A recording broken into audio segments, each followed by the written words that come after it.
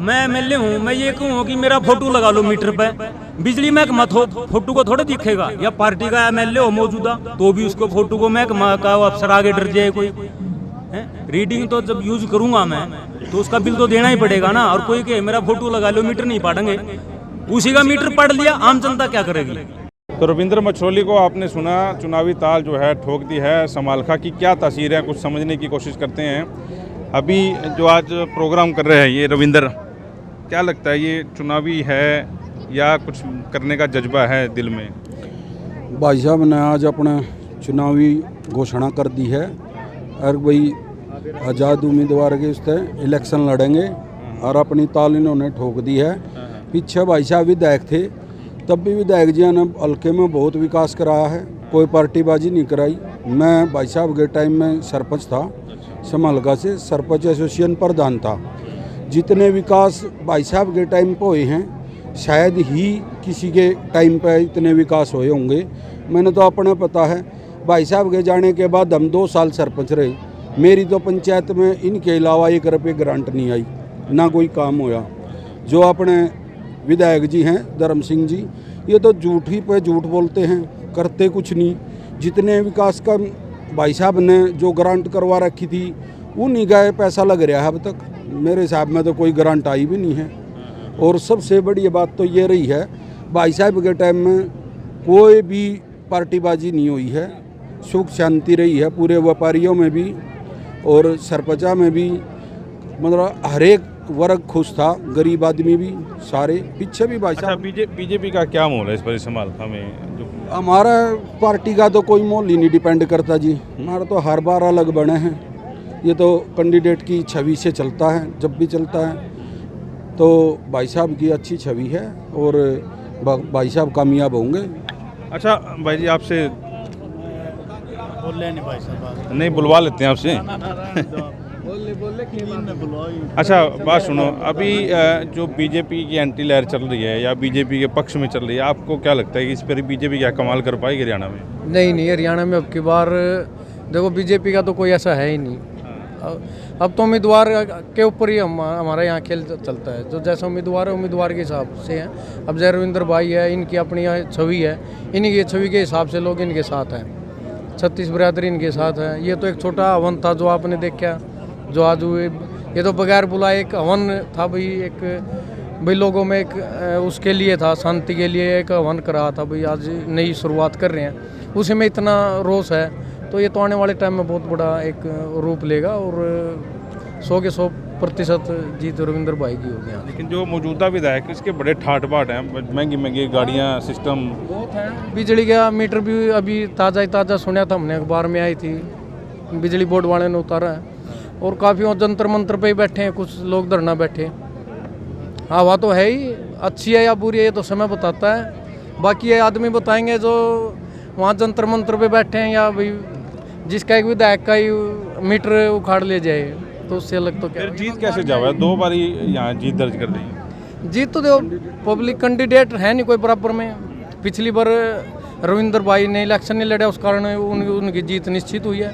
अब की बार इलेक्शन लड़ेंगे रविंद्र जीतेगा, उससे पिछली बार रविंद्र ने हराया ही था उनको, एक तरफा जीत। हाँ, कैंडिडेट के ऊपर बहुत निर्भर करता है। मतलब रविंद्र पिछले बार ही आया, फायदा हो गया इसका। हाँ जी रविंद्र ना आने की वजह से ही बना है, वो भी मानता है। अगर रविंद्र इलेक्शन लड़ता तो वो बनता ही नहीं था, इस बात को तो वो भी धर्म सिंह सोकर भी मानता है कि अगर फिर रविंद्र पिछली बार इलेक्शन लड़ता तो शायद मेरा कोई था ही नहीं, चांस ही नहीं था। अच्छा आप ये क्यों भाई साहब से? हाँ जी, मछरोली से हूँ मैं। अच्छा, इस बार इसमें रविंद्र और धर्म सिंह में क्या फर्क है दोनों में? आने वाले चुनाव में ऐसा है जी, खरगोश जो है ना भाग के थक जाता है और कछुआ आराम से चढ़ जाता है। साइकिल पे भी सवारी में लंबा चल सकता है, गाड़ी खराब हो जाए कौन संभालेगा? फोफ्टी बातों से थोड़ी ना चुनाव जीता जाता है। अब नेताजी ने जो है पिछले चुनाव में भी 5 साल बिताए हैं, जो विकास किया है, हर गांव में हर आदमी को साथ लेके चले हैं और आगे भी ये साथ लेके चलेंगे। और आप जुनून को देख रहे हो, यहाँ एक छोटे हवन के लिए कितने आदमी आए हुए हैं और ये बसें एम्बुलेंस ये समर्पित की हैं आम जनता के लिए, और निर्दलीय चुनाव लड़ेंगे। ये पहले से जन सेवा में रहे हैं, जन सेवा का इनका भाव हो रही है। खाली हवाओं से कुछ नहीं होता। धर्म सिंह खाली हवाएं बनाता है, मैं ये कर दिया वो कर दिया। आज तक कोई ग्रांट वो बता दो किसी गांव में आई हो अभी तक? ऐसे खाली बोलने से तो कुछ होता अच्छा, वो बिजली की मीटर वाली बात कर रहे थे। मीटर वाली बात ये है सर, मैं एमएलए हूँ, मैं ये कहूँ कि मेरा फोटो लगा लो मीटर पे, बिजली महकमा हो फोटो को थोड़े दिखेगा। या पार्टी का एमएलए हो मौजूदा तो भी उसको फोटो को महकमा का अफसर आगे डर जाए कोई है। रीडिंग तो जब यूज करूँगा मैं तो उसका बिल तो देना ही पड़ेगा ना। और कोई कहे मेरा फोटो लगा लो, मीटर नहीं पाड़ेंगे, उसी का मीटर पढ़ लिया, आम जनता क्या करेगी?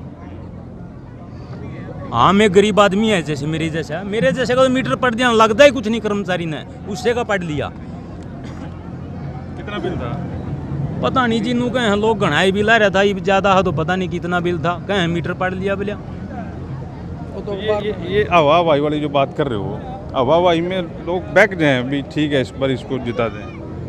नहीं, कुछ है पब्लिक है बेचारी, क्या करे, हवाएं भी हो जाते हैं जिनको पता ही नहीं ग्राउंड लेवल का। जिसका एक गरीब आदमी उसको कहा दिया तेरे बेटे को भी पटवारी लगा दूंगा मैं, उसको पता तो नहीं ना, ये बेचारा 10वीं कर रहा है, इसको पटवारी कैसे लगवा देगा वो? ये खाली हवाई तो हैं और हवाबाजी से ही वो आज तक बंद करता है, ये हवाबाजी करता है। आज तक कोई ग्राउंड में कोई काम तो करके बताए भाई ये काम मैंने एक्चुअल में किया है, कोई काम तो बताओ। फेसबुक पे फोटो तो बढ़िया आती है चाय पीने की, लोगों के घर बैठने की। फेसबुक है वो तो चाय किसी को पिलो, मैं अब आपके घर चले जाऊँ, आप मेरे को बगैर चाय पिला दो, या आप मेरे घर आओगे मैं आपको चाय पानी तो पिलाऊंगी, तो मेरा कर्तव्य ही है। तो वो तो कोई फेसबुक पे डालो तो राजनीति है, कोई फेसबुक पे डालता है, कोई व्हाट्सएप पे डालता है, कोई अपना स्टेटस लगाता है, कोई बोर्ड बना देता है, ये तो उनका अपना वो है। लेकिन एक बात उन्होंने नमी करी कि मतलब धर्म सिंह छोकर का अगर जहाँ मर्जी बोर्ड लगा दो बिजली के, उसका मीटर और उसका मीटर नहीं पटेगा। नहीं ऐसी उसका ही नहीं पता है। अगर बिजली का मीटर से बोर्ड होता है उसका तो सारा घर ही है, उसके फोटो लगा हुआ है। वो तो भाई कोठी भी मशहूर है, 2 बार गिरने के ऑर्डर भी आ लिए फिर भी नहीं गिरी है। अगले ने अपनी कोठी तो बचा ली, और की तो बचाता ही नहीं है। कितनी कॉलोनियों में मकान गिर लिया, अब डीटीपी ने आगे डाल ली। किसी का कम से कम कहीं तो जाके उनको संतावना दे, या किसी का रिक्वेस्ट करे भाई ना गिरो। फोटो लगाने से क्या नहीं होता, ये तो मीटर तो बहुत छोटी चीज़ है। मकान गिरते हैं लोग तो, और गिरने लग रहे हैं, डीटीपी डालने लग रहे हैं, और कहता मैं अभी फ़ोन करता हूँ अभी डीटीपी को बदलवा देंगे, ये करा देंगे। आज तक तो कोई सिपाही बदला नहीं उससे, खाली बातों से बदलते हैं। आज तक तो हमने कभी काम देखा नहीं है भाई उसने कोई काम किया हो ऐसा कुछ।